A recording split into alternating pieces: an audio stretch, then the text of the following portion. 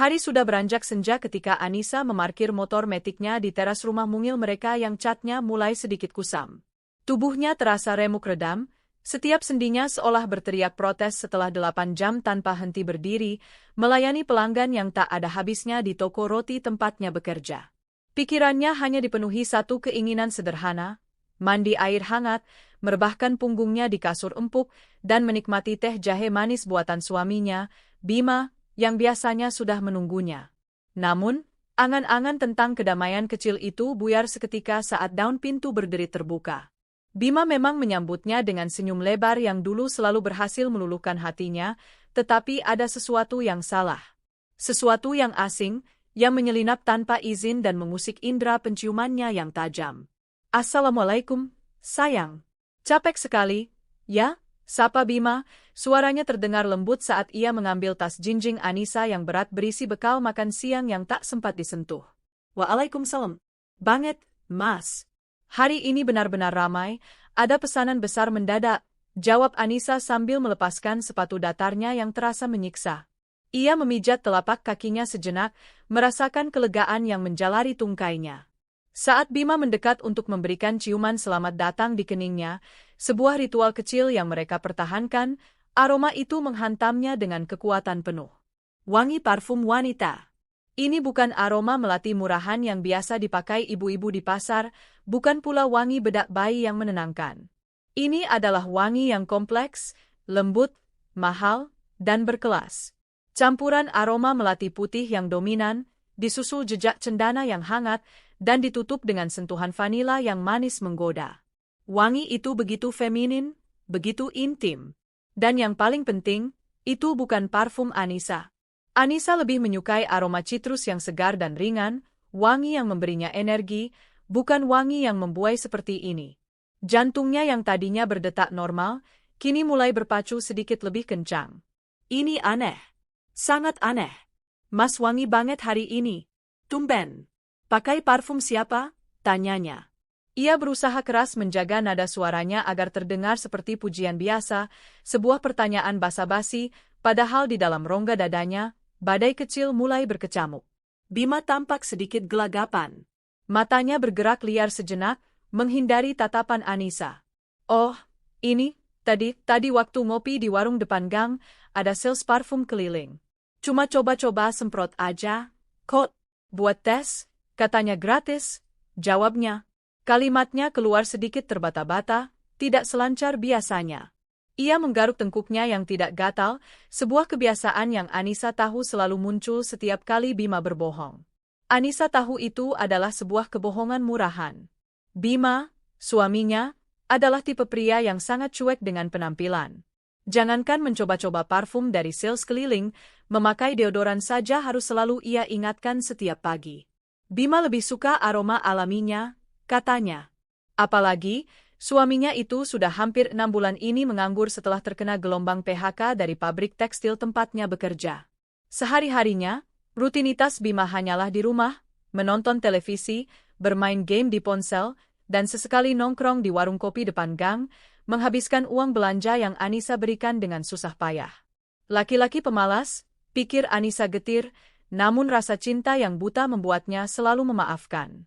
Atau setidaknya, dulu begitu? Oh, gitu, hanya itu yang mampu keluar dari mulut Anissa.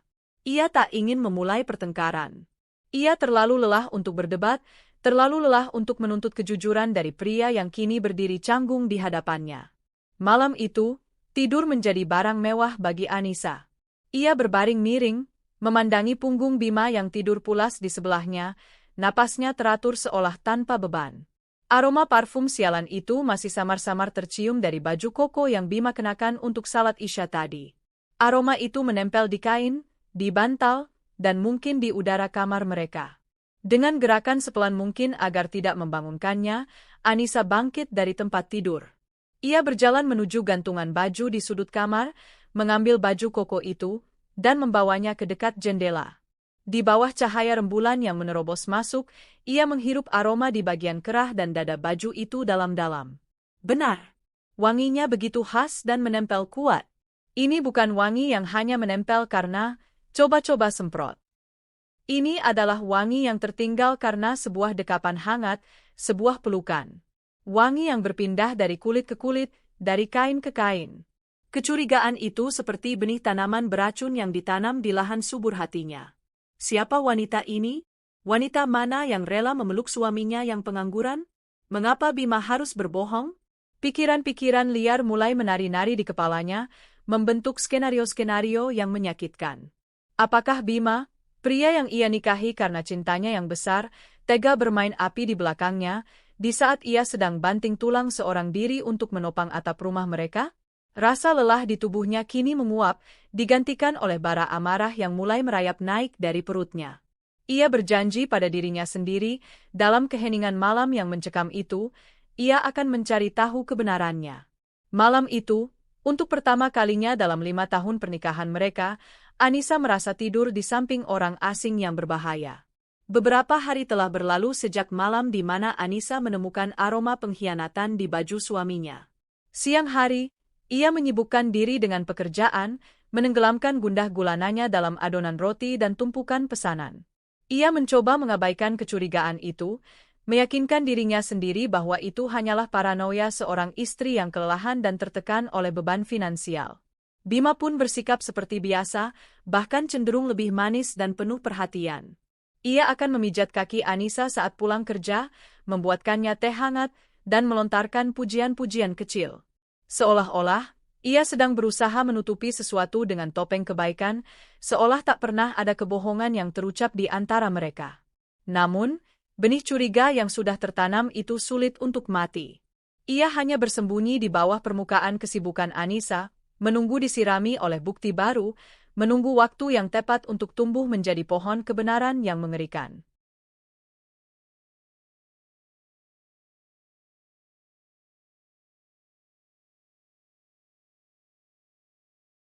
Kesempatan itu datang pada hari Jumat pagi yang cerah.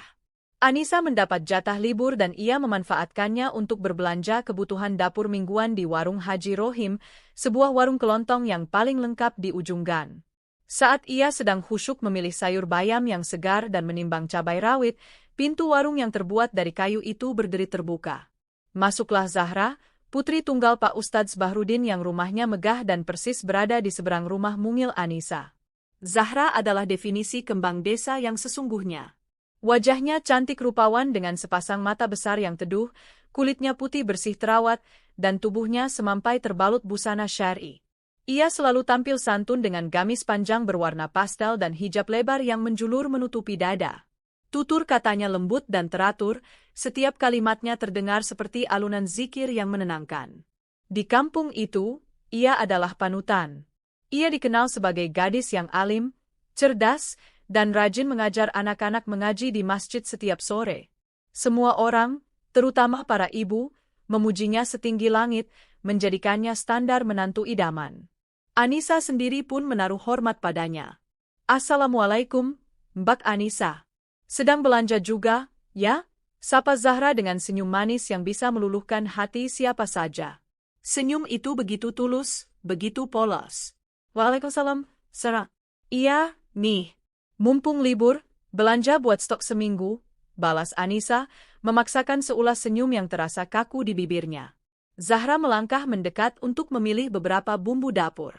Saat itulah, angin dari kipas angin tua yang berputar di langit-langit warung mengembuskan aroma dari tubuhnya ke arah Anissa. Seketika, Anissa membeku. Genggamannya pada seikat kangkung melemah. Jantungnya seolah berhenti berdetak selama beberapa detik sebelum kembali berdentum dengan keras. Itu dia. Wangi yang sama. Wangi melati, cendana, dan sentuhan vanila yang sama persis dengan yang menempel di baju Bima tempo hari. Wangi yang mahal, lembut, dan sangat khas itu.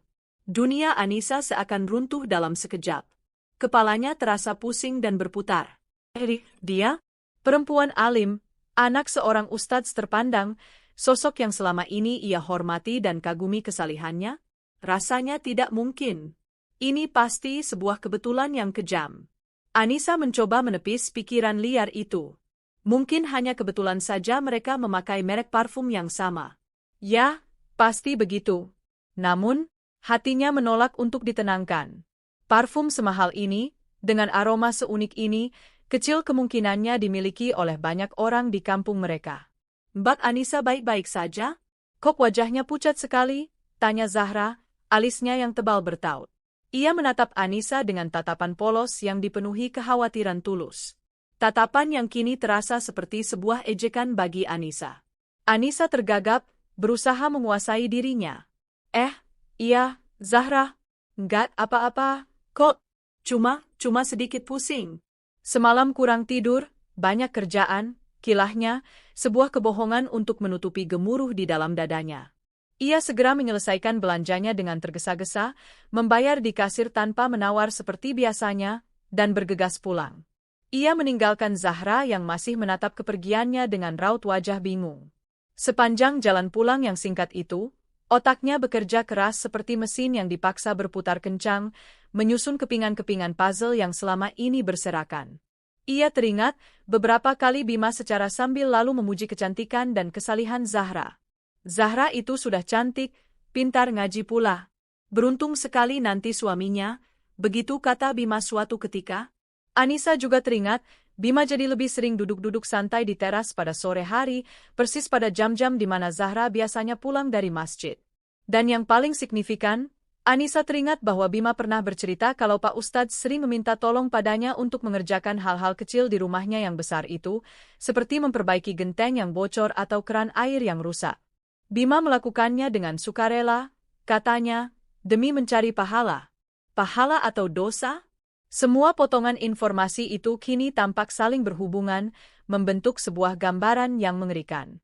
Jika Bima sering ke rumah Pak Ustadz, kemungkinan besar ia sering bertemu dan berinteraksi dengan Zahra. Tapi, perselingkuhan? Dengan seorang gadis yang citranya sesempurna Zahra? Anissa masih tak bisa sepenuhnya percaya. Namun, bukti paling kuat ada di indera penciumannya. Aroma parfum itu tidak mungkin berbohong. Sesampainya di rumah, ia melihat Bima sedang asyik menonton siaran ulang pertandingan sepak bola di televisi dengan santai, kakinya diselonjorkan di atas meja. Anissa berhenti di ambang pintu, menatap suaminya dengan pandangan yang sama sekali baru.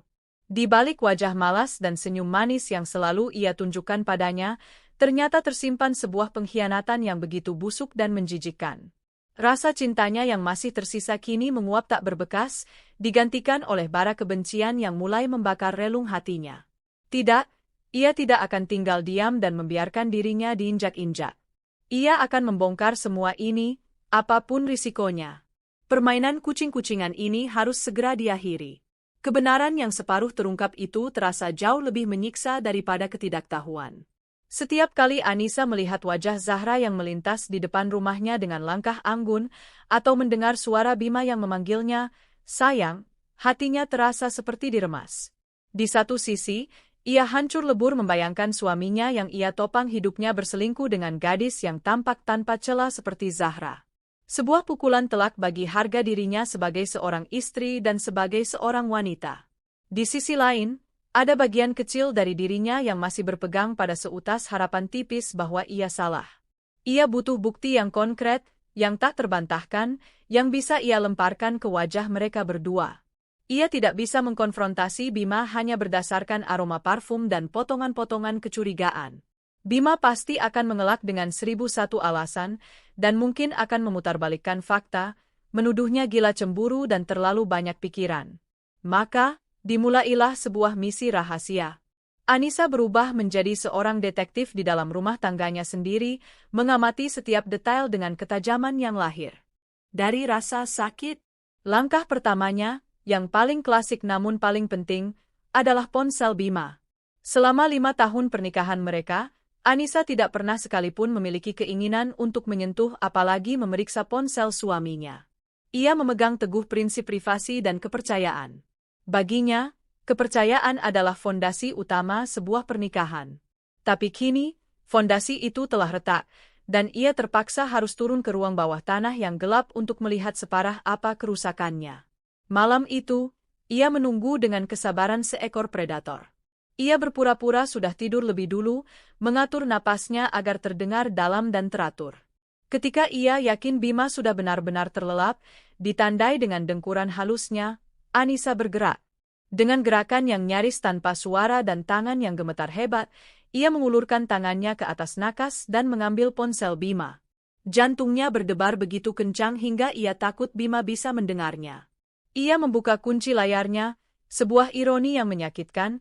Bima masih menggunakan tanggal lahir Anissa sebagai kata sandi. Pria itu bahkan terlalu malas untuk sekadar mengganti kata sandi demi menyembunyikan perselingkuhannya. Jari jemarinya yang dingin menari di atas layar. Ia langsung membuka aplikasi pesan singkat dan log panggilan. Kosong. Bersih. Terlalu bersih untuk ukuran seorang pria yang menghabiskan sebagian besar waktunya dengan ponsel. Tidak ada satupun riwayat panggilan atau pesan masuk dan keluar. Anissa tahu, Bima pasti sudah menghapus semuanya secara rutin. Ia beralih memeriksa galeri foto, berharap menemukan sebuah swafoto yang ceroboh, namun hasilnya nihil. Hanya ada foto-foto lama mereka berdua dan beberapa foto pemandangan yang diunduh dari internet. Media sosialnya pun tampak normal, hanya berisi aktivitas standar. Bima ternyata cukup pintar, atau lebih tepatnya, cukup licik untuk tidak meninggalkan jejak digital yang kentara. Atau mungkin, mereka berkomunikasi dengan cara lain yang lebih tersembunyi? Sebuah aplikasi khusus? Atau mungkin mereka tidak perlu berkomunikasi lewat ponsel karena mereka bisa bertemu kapan saja? Keesokan harinya, karena penyelidikan digitalnya gagal, Anissa beralih ke penyelidikan fisik. Ia mulai memperhatikan hal-hal kecil di rumahnya yang dulu tak pernah ia hiraukan.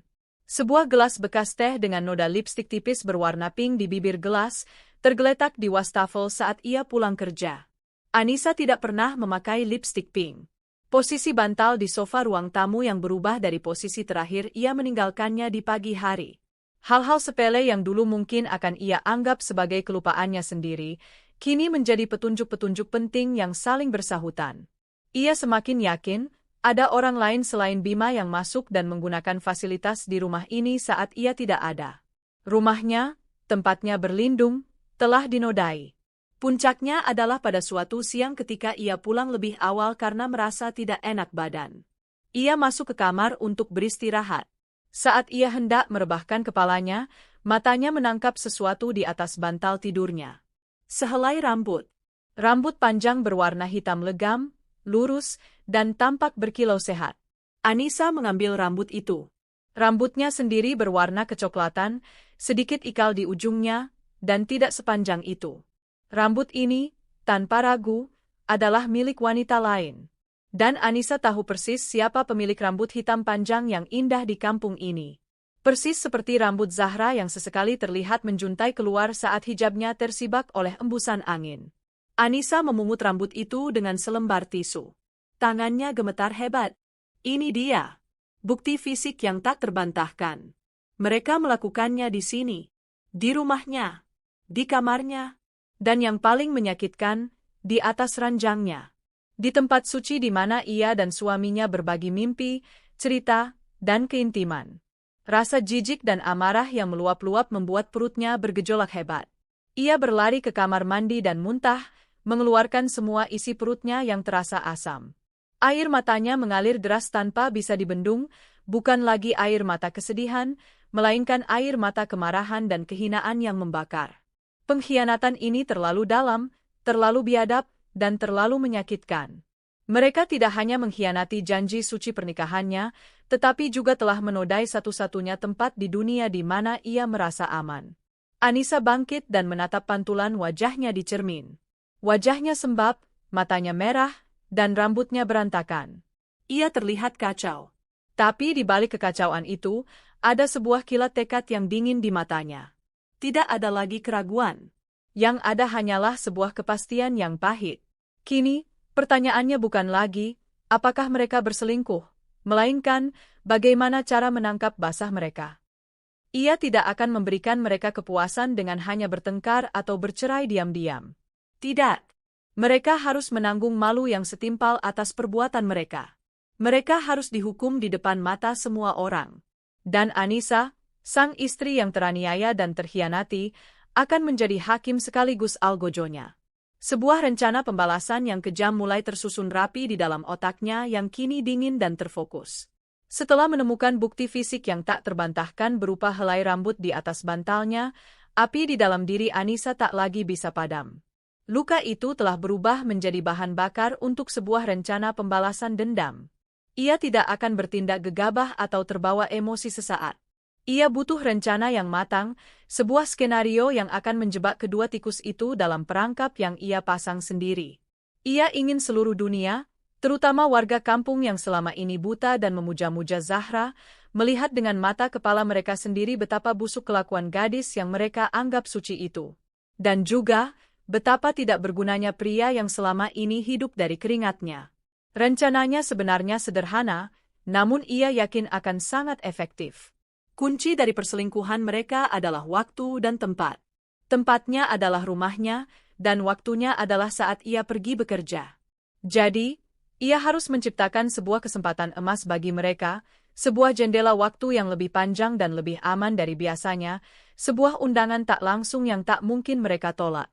Pada hari Minggu malam, saat mereka sedang makan malam dengan lauk ayam goreng kesukaan Bima, Anissa mulai menjalankan babak pertama dari sandiwaranya. Ia memasang wajah yang dibuat selayu mungkin, mengaduk-aduk nasinya tanpa nafsu makan. "Mas, besok aku kayaknya harus berangkat keluar kota, deh," ucapnya dengan suara pelan, seolah enggan. Bima yang sedang asyik melahap paha ayam langsung berhenti mengunyah dan menoleh. "Luar kota? Tumben banget, sayang. Ada acara apa dari toko?" tanyanya. Anissa bisa melihat keterkejutan di wajahnya, namun di balik itu, ada seberkas binar aneh di matanya yang coba ia sembunyikan dengan cepat. Sebuah binar kegembiraan. "Iya, mendadak banget. Ada pelatihan dari kantor pusat untuk semua kepala cabang toko roti.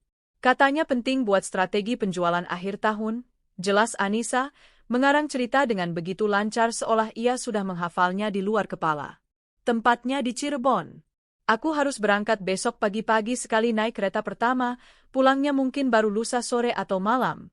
Bos baru kasih kabar tadi sore lewat WhatsApp," lanjutnya, menambahkan detail untuk membuat kebohongannya terdengar meyakinkan. Ia bahkan sudah menyiapkan sebuah tas travel kecil berisi beberapa helai pakaian di dalam lemari untuk menguatkan alibinya.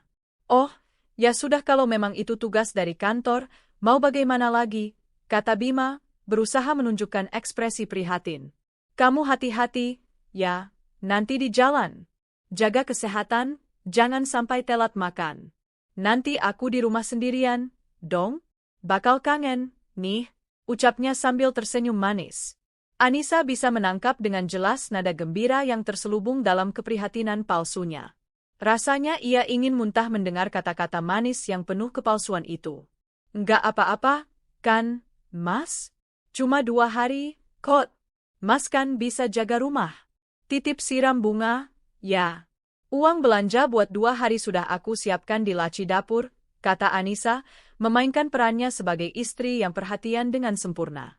Malam itu, Anissa berkemas dengan sungguh-sungguh di depan mata Bima. Ia memasukkan beberapa helai baju, peralatan mandi, bahkan buku catatan dan pulpen seolah ia benar-benar akan mengikuti sebuah pelatihan. Bima dengan sop perhatian membantunya, menyarankan baju mana yang harus dibawa dan mengingatkannya untuk tidak lupa membawa jaket. Melihat sandiwara suaminya yang begitu meyakinkan, Anissa merasa mual sekaligus takjub. Betapa hebatnya Bima berakting, mungkin ia lebih berbakat menjadi aktor daripada menjadi seorang suami. Keesokan paginya, sebelum azan subuh berkumandang, Anissa sudah rapi dan siap berangkat. Ia sengaja memilih waktu yang sangat pagi agar Bima tidak perlu repot-repot mengantarnya. Ia berpamitan pada Bima yang masih setengah mengantuk dan malas-malasan di atas tempat tidur. "Aku berangkat ya, Mas. Jaga diri baik-baik di rumah. Jangan lupa kunci pintu. Assalamualaikum." "Waalaikumsalam. Hati-hati di jalan, sayang. Nanti kalau sudah sampai jangan lupa kabari," jawab Bima dari balik selimutnya. Anissa pun keluar rumah, menyalakan motor metiknya, dan melaju meninggalkan gang rumahnya. Namun, tujuannya bukanlah stasiun kereta api atau terminal bus. Ia hanya berputar-putar di sekitar kompleks perumahan selama beberapa saat hingga langit mulai terang, lalu ia memarkir motornya di sebuah ruko kosong yang terbengkalai di ujung jalan, sekitar 200 meter dari rumahnya. Tempat itu cukup strategis, tersembunyi di balik pilar-pilar besar, di mana ia bisa mengawasi gerak-gerik di sekitar rumahnya tanpa terlihat. Jantungnya berdebar kencang. Ini adalah pertaruhan terbesar dalam hidupnya. Jebakannya telah dipasang, umpannya telah dilempar. Kini ia hanya perlu menunggu dengan sabar hingga tikus-tikus itu keluar dari sarangnya. Ia menunggu. 1 jam. 2 jam. Mentari mulai meninggi, memanaskan aspal jalanan. Sekitar pukul 9 pagi, dari kejauhan, matanya menangkap sosok yang ia tunggu-tunggu. Zahra, dengan gamis berwarna biru pastel dan hijab lebarnya yang berkibar anggun, berjalan santai dari arah rumahnya menuju rumah Anissa. Langkahnya tampak begitu tenang dan tanpa dosa. Ia berhenti sejenak di depan pagar rumah Anissa, menoleh ke kiri dan ke kanan dengan gerakan cepat, seperti memastikan situasi benar-benar aman. Setelah merasa yakin tidak ada yang memperhatikan, ia dengan sigap membuka gerbang kecil yang tidak dikunci dan masuk ke dalam halaman rumah Anissa. Pintu depan pun terbuka dari dalam, lalu tertutup kembali dengan rapat di belakangnya. Anissa meremas ponsel di tangannya hingga buku-buku jarinya memutih. Napasnya tercekat di tenggorokan. Jadi benar. Semua kecurigaannya, semua rasa sakitnya, semuanya terbukti tanpa keraguan sedikit pun. Mereka benar-benar menjadikan rumahnya, surga kecil yang ia bangun dengan susah payah, sebagai istana cinta terlarang mereka. Rasa sakit yang tadi menyiksanya kini berubah menjadi sebuah kekuatan dingin yang membekukan seluruh perasaannya. Ia tidak akan menangis. Tidak sekarang. Sekarang adalah waktunya untuk bertindak. Ia sudah tahu persis apa yang harus ia lakukan selanjutnya. Jebakannya telah berhasil dengan sempurna. Duduk di lantai yang dingin dan berdebu di balik pilar ruko kosong, Anissa menatap nanar ke arah rumahnya. Pintu dan jendela yang tertutup rapat itu kini tampak seperti sebuah benteng yang menyembunyikan perbuatan nista yang tengah terjadi di dalamnya. Setiap detik yang berlalu terasa seperti 1 jam yang menyiksa. Bayangan Bima dan Zahra yang sedang memadu kasih di atas ranjang yang seharusnya menjadi tempatnya beristirahat terus berkelebat di benaknya, menyiksanya tanpa ampun.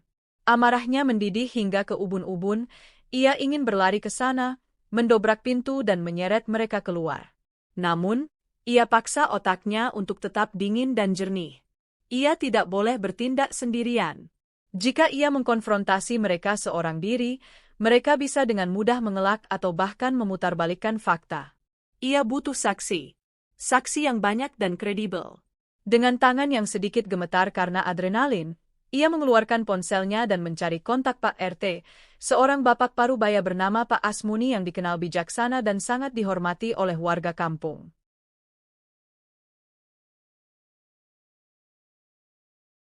Assalamualaikum, Pak RT. Maaf mengganggu paginya, ini saya, Anissa, istrinya Bima dari RT 03, sapanya. Ia berusaha keras membuat suaranya terdengar normal, meskipun serak karena emosi yang tertahan. Waalaikumsalam, Bu Anissa. Oh, iya, ada apa ya, Bu?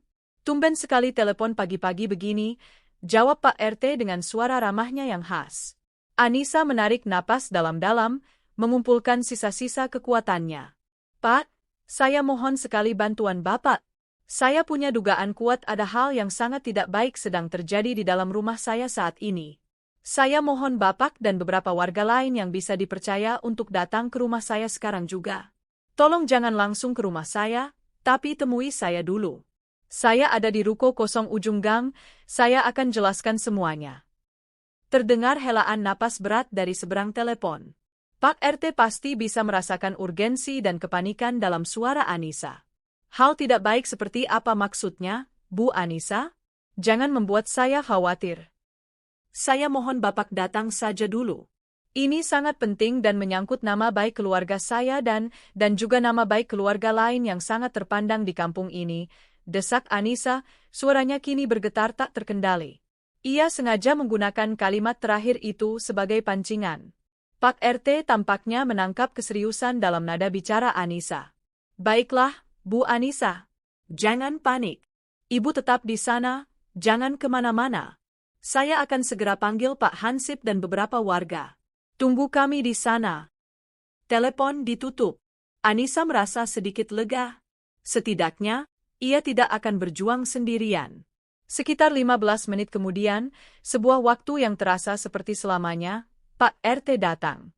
Tidak sendiri, Ia bersama 2 orang hansip berseragam lengkap, Pak Jajang dan Pak Mamat, serta 3 orang ibu-ibu tetangga yang paling akrab dengan Anissa dan dikenal paling bisa menjaga rahasia, meskipun Anissa tahu, dalam kasus ini, ia justru ingin rahasia ini tersebar. Wajah mereka semua dipenuhi tanda tanya dan kekhawatiran. Ada apa sebenarnya, Nisa? Kamu bikin kita semua jantungan, tanya Bu Wati, tetangga sebelah rumahnya. Tanpa membuang waktu, Anissa segera menjelaskan semuanya dengan singkat, padat, dan jelas. Ia menceritakan dari awal, mulai dari kecurigaan karena aroma parfum, penemuan helai rambut di bantalnya, hingga jebakan, perjalanan dinas, yang ia rancang. Ia menceritakan dengan detail bagaimana ia melihat dengan mata kepalanya sendiri Zahra, putri kesayangan Pak Ustadz Bahrudin, menyelinap masuk ke dalam rumahnya beberapa jam yang lalu. Ibu-ibu yang mendengar cerita itu terkesiap kaget, mulut mereka serempak ternganga tak percaya. Pak RT mengusap wajahnya yang tiba-tiba terlihat lebih tua, tampak sangat syok. Astagfirullahaladzim. Zahra? Putrinya Pak Ustadz? Kamu yakin tidak salah lihat, Nisa? Saya yakin 1000%, Pak. Dan suami saya, Bima, ada di dalam bersamanya. Mereka pikir saya sedang berada di Cirebon dan akan pulang besok lusa, kata Anissa dengan tatapan tajam dan penuh keyakinan. Saya mau kita gerbek mereka sekarang juga.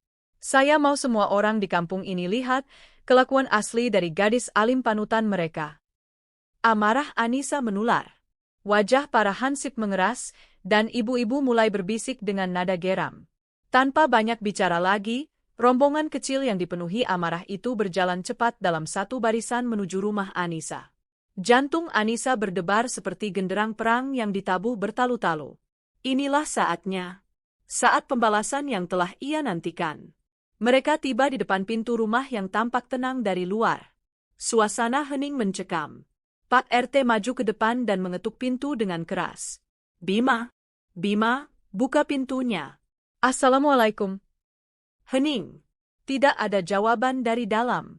Pak RT mengetuk lebih keras lagi, kali ini sambil menggedor-gedor pintu dengan kepalan tangannya.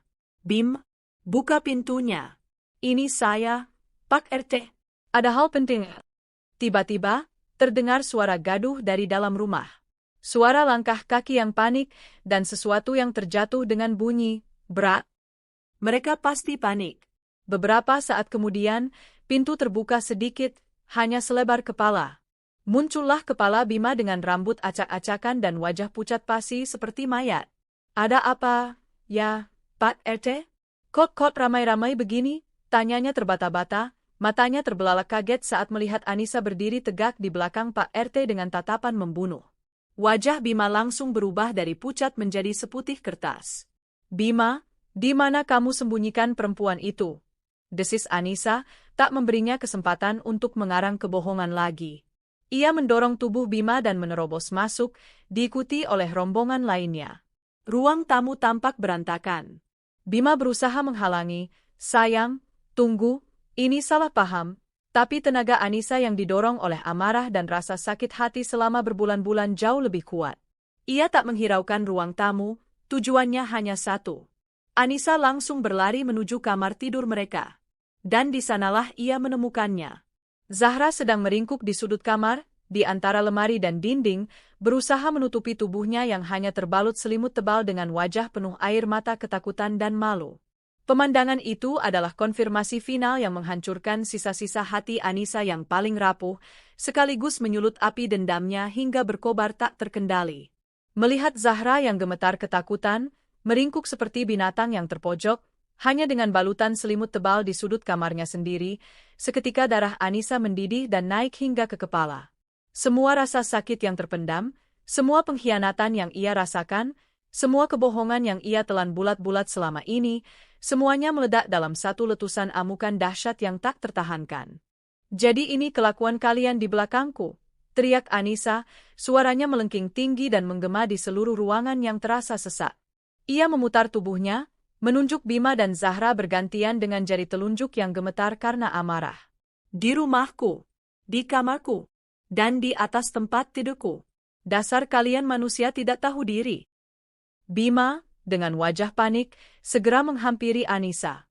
Ia mencoba meraih lengan istrinya, berusaha menenangkannya dengan sentuhan fisik yang kini terasa menjijikkan bagi Anissa. Sayang, dengarkan aku dulu. Tolong, tenang dulu. Ini tidak seperti yang kamu lihat, ini semua salah paham. Tidak seperti yang aku lihat. Anissa menepis tangan Bima dengan kasar, seolah tangan itu terbuat dari api. Lalu apa yang seharusnya aku lihat, Mas? Apa? Kalian sedang tadarusan Al-Quran di dalam kamar berduaan dengan pakaian seperti itu? Sindirnya dengan nada yang sangat tajam dan menusuk. Matanya melotot, merah karena amarah dan air mata yang mengancam akan tumpah. Para tetangga dan Hansip yang ikut masuk hanya bisa berdiri terpaku di ambang pintu kamar, syok dan ternganga melihat pemandangan di depan mereka. Ini lebih buruk dari yang mereka bayangkan. Ibu-ibu mulai berbisik-bisik di belakang, tak percaya dengan apa yang mereka saksikan dengan mata kepala sendiri. Zahra, sang gadis alim panutan, kembang desa yang mereka puja-puja, tertangkap basah berduaan dengan suami orang di dalam kamar, dalam keadaan yang sangat tidak pantas. Skandal ini akan menjadi berita terbesar di kampung mereka selama bertahun-tahun. Anissa mengabaikan semua orang di sekitarnya. Fokusnya hanya pada 2 orang yang telah menghancurkannya. Ia berjalan perlahan mendekati Zahra yang semakin meringkuk ketakutan, menenggelamkan wajahnya di antara lututnya. Dan kamu? Anissa menunjuk tepat ke wajah Zahra. Katanya anak Ustadz. Katanya perempuan terhormat. Katanya alim. Mulutmu itu penuh dengan ayat-ayat suci, tapi kelakuanmu lebih bejat dari binatang. Kamu tidak malu dengan hijab lebarmu itu? Kamu pakai kedok agama untuk merebut suami orang, untuk berzina, hah? Zahra hanya bisa menangis sesenggukan, tubuhnya berguncang hebat, tak mampu mengucapkan sepatah kata pun untuk membela diri. Setiap kata yang diucapkan Anissa adalah cambuk yang melukai harga dirinya. Anissa kini memukul dadanya sendiri. Aku banting tulang kerja dari pagi sampai malam untuk menghidupi laki-laki pemalas ini. Ia kembali menunjuk Bima yang hanya bisa berdiri mematung. Dan kalian? Kalian enak-enakan berzina di rumah hasil keringatku. Di mana otak kalian? Di mana hati nurani kalian? Pak RT, Pak Asmuni, akhirnya menemukan kembali suaranya. Ia melangkah maju, mencoba menengahi situasi yang semakin panas. Sudah, Bu Anissa, sabar. Istighfar, Bu. Tenangkan diri. Bima, Zahra, kalian berdua ikut kami ke kantor desa sekarang juga untuk menyelesaikan masalah ini secara baik-baik. Ini sudah menjadi urusan warga, tidak bisa diselesaikan di sini. Namun, Anissa punya rencana lain. Ia tidak mau masalah ini diselesaikan diam-diam dan secara baik-baik di kantor desa. Itu terlalu mudah bagi mereka. Ia ingin mereka merasakan malu yang setimpal, malu yang akan membekas seumur hidup mereka. Tidak, Pak RT, sergah Anissa dengan tegas. Mereka tidak akan pergi dengan mudah dan terhormat dari sini. Mereka harus merasakan apa yang saya rasakan setiap hari. Mereka harus malu. Dengan sebuah gerakan cepat yang tak terduga, Anissa menarik selimut yang melilit tubuh Bima. Bima yang kaget tak sempat bereaksi, dan kini ia berdiri di hadapan semua orang hanya dengan mengenakan celana kolor pendek. Warga yang melihatnya sontak beristighfar. Anissa kemudian berjalan menuju Zahra, hendak melakukan hal yang sama. Namun, Bima dengan sigap menyambar selimut dari atas tempat tidur dan melemparkannya untuk menutupi tubuh Zahra yang gemetar hebat. Kini, Bima dan Zahra sama-sama berdiri dalam keadaan yang memalukan, hanya berbalut selimut. Pak Hansip, perintah Anissa dengan suara dingin dan penuh otoritas yang mengejutkan semua orang. Tolong bawa mereka berdua keluar dari rumah saya. Biar semua orang di kampung ini lihat siapa sebenarnya kembang desa pujaan mereka. Biar semua orang tahu betapa tidak bergunanya laki-laki yang selama ini saya tanggung hidupnya. Bima dan Zahra memohon, memelas dengan wajah penuh air mata agar tidak dipermalukan seperti itu. Jangan, Nis, jangan, aku mohon. Rintih Bima. Tapi Anissa sudah tuli. Hatinya telah mengeras menjadi batu. Ia ingin mereka hancur, sehancur-hancurnya, sama seperti mereka telah menghancurkan hidup dan pernikahannya. Dengan sedikit paksaan dari Pak Jajang dan Pak Mamat, serta didorong oleh amarah warga yang mulai tersulut, Bima dan Zahra akhirnya digiring keluar dari kamar, menuju pintu depan, menuju hukuman sosial mereka yang paling kejam. Pintu rumah terbuka lebar, menampakkan pemandangan yang akan menjadi legenda di kampung itu selama beberapa generasi. Bima dan Zahra berdiri gemetar di teras, masing-masing memeluk selimut erat-erat seolah itu adalah satu-satunya pelindung mereka dari tatapan dunia yang menghakimi. Suara gaduh dari penggerebekan tadi sudah menjadi alarm bagi para tetangga. Satu persatu, pintu dan jendela rumah di sepanjang gang mulai terbuka. Warga, yang tadinya hanya mengintip dari balik gorden, kini mulai keluar dari rumah mereka, berkerumun di depan pagar rumah Anissa. Wajah mereka adalah kanvas yang dilukisi berbagai macam ekspresi. Kaget, tak percaya, jijik, dan beberapa bahkan menunjukkan cemoohan yang tak terselubung. "Lihat, itu Bima sama Zahra, anaknya Pak Ustadz," seru seorang ibu dari seberang jalan, suaranya cukup keras untuk didengar semua orang. Astagfirullahaladzim, ya Allah, berani-beraninya mereka berbuat mesum di siang bolong. Pantas saja Anissa kurus kering, banting tulang sendirian. Suaminya malah sibuk, banting-bantingan. Sama perempuan lain, celetuk seorang pemuda, yang langsung disambut tawa kecil dari teman-temannya. Katanya alim, panutan. Ternyata kelakuannya seperti itu. Bisikan-bisikan itu terdengar seperti ribuan lebah yang mendengung marah, menusuk tanpa ampun ke telinga Bima dan Zahra. Wajah mereka pucat pasi, tak berani mengangkat kepala barang sedetik pun. Mereka hanya bisa menatap ujung jempol kaki mereka sendiri yang kotor. Zahra menangis sejadi-jadinya di balik selimutnya, isakannya terdengar pilu dan menyedihkan, namun tak ada satupun yang merasa iba. Sementara itu, Bima hanya bisa menunduk dalam-dalam, rahangnya mengeras, menahan malu yang luar biasa yang membakar seluruh tubuhnya. Anissa berdiri tegak di ambang pintu, bersedekap, menatap mereka berdua dengan tatapan dingin tanpa setitik pun belas kasihan. Inilah pembalasannya. Hukuman yang lebih menyakitkan dari sekadar pukulan fisik. Ini adalah hukuman yang akan menguliti harga diri mereka lapis demi lapis, meninggalkan luka yang tak akan pernah bisa sembuh. Hukuman yang akan mereka ingat setiap kali mereka bercermin seumur hidup mereka. Ayo, jalan. Jangan bikin malu kampung ini diselesaikan di sini. Ini aib. Kita bawa mereka ke kantor desa, teriak Pak Jajang, sang hansip, dengan suara lantang, mencoba mengendalikan situasi. Pak RT, Pak Asmuni, meski awalnya ragu dengan metode yang terkesan barbar ini, akhirnya tak bisa membendung amarah warga yang sudah memuncak. Ia sadar, jika tidak diarahkan, masa bisa bertindak lebih jauh. Baik, semuanya harap tenang. Jaga emosi, jangan ada yang main hakim sendiri. Kita bawa mereka ke kantor desa untuk dimintai keterangan dan diselesaikan secara adat. Maka, dimulailah arak-arakan yang paling memalukan dalam sejarah kampung itu. Bima dan Zahra, dengan tubuh yang hanya terbalut selimut, dipaksa berjalan di tengah kerumunan warga yang mengiringi mereka seperti sebuah parade kemenangan atas dosa. Mereka berjalan tanpa alas kaki di atas aspal gang yang mulai panas disengat matahari, di bawah tatapan mata puluhan pasang mata yang menusuk dan menghakimi. Anak-anak kecil yang tidak mengerti apa-apa ikut berlarian di belakang mereka, menyoraki dengan polos seolah sedang melihat tontonan langka. Beberapa pemuda yang lebih iseng mengeluarkan ponsel mereka, mengambil foto dan merekam video. Dalam sekejap, aib mereka yang paling pribadi tersebar luas melalui grup-grup WhatsApp warga. Zahra beberapa kali tersandung kerikil tajam, membuat kakinya yang tak beralas menjadi lecet dan berdarah.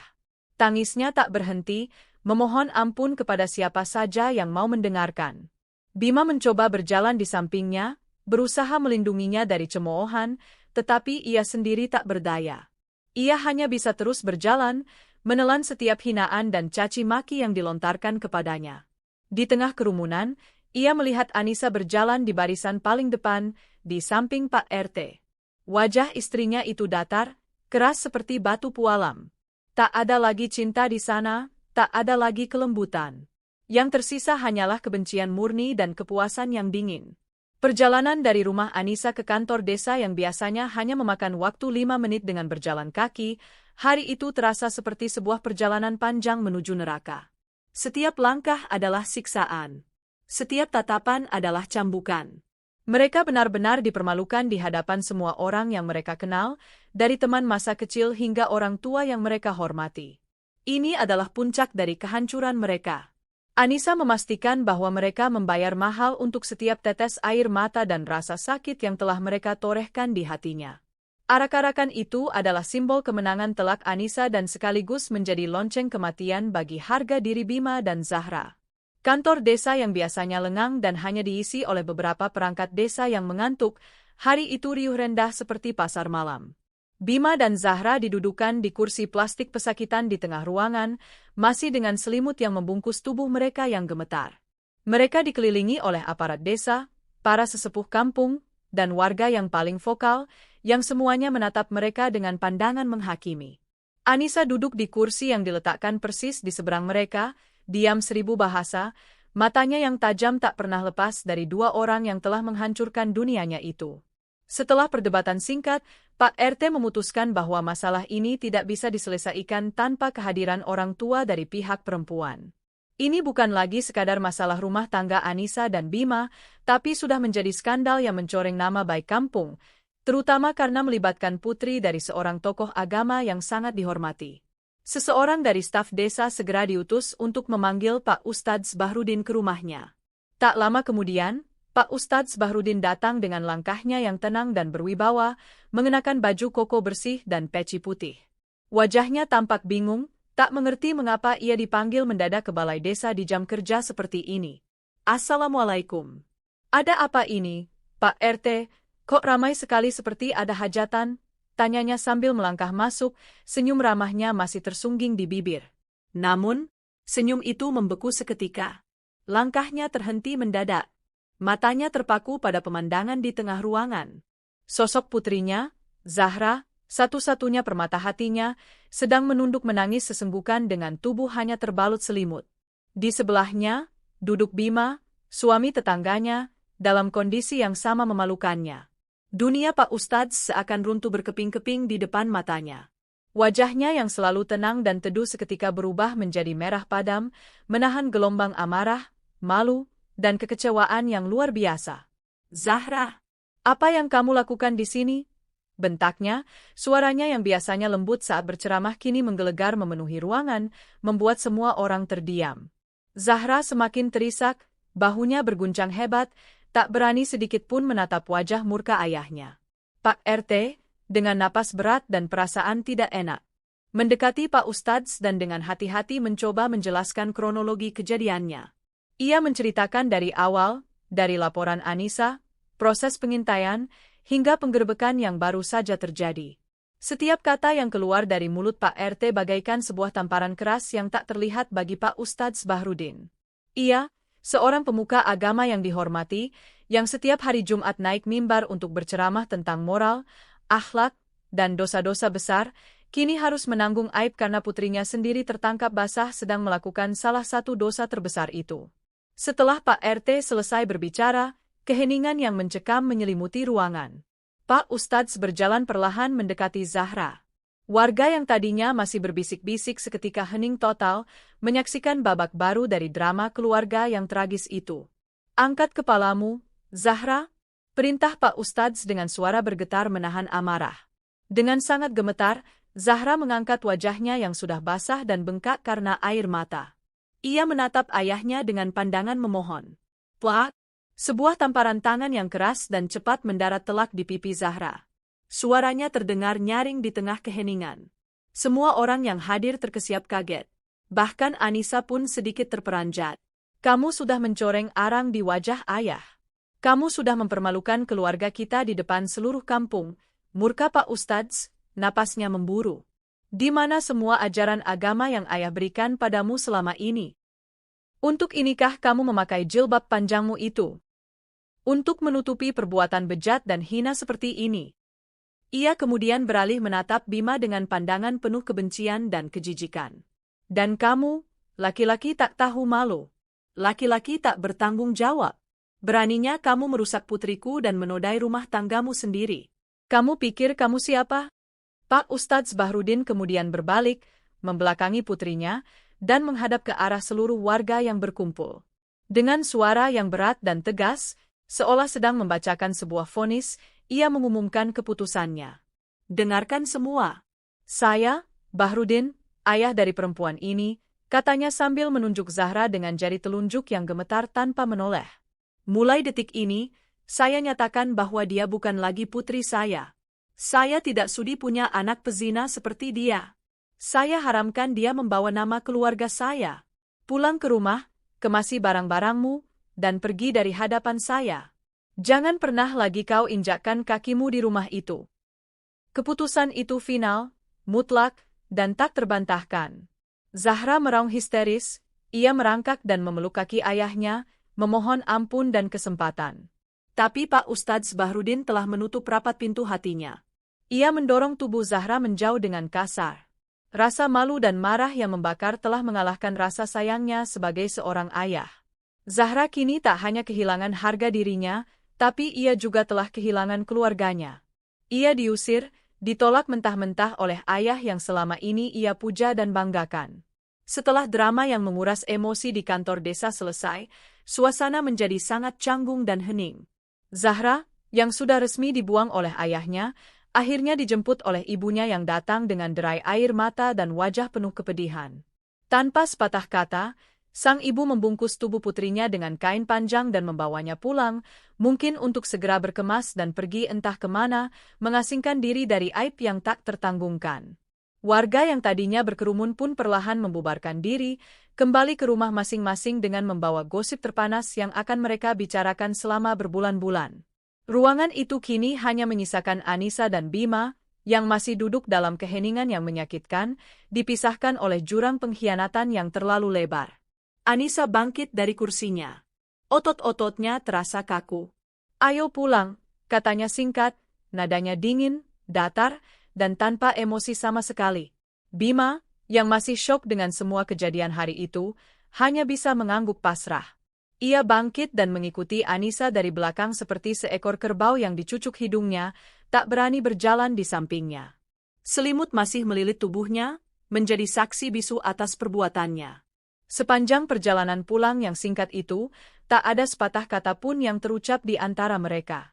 Rumah mereka, yang tadinya menjadi saksi bisu kemesraan terlarang, kini terasa seperti sebuah medan perang yang sunyi setelah pertempuran usai. Sesampainya di dalam rumah, Anissa langsung berjalan menuju kamar tidur mereka. Ia tidak menangis. Air matanya seolah sudah kering, habis terkuras oleh amarah dan kekecewaan.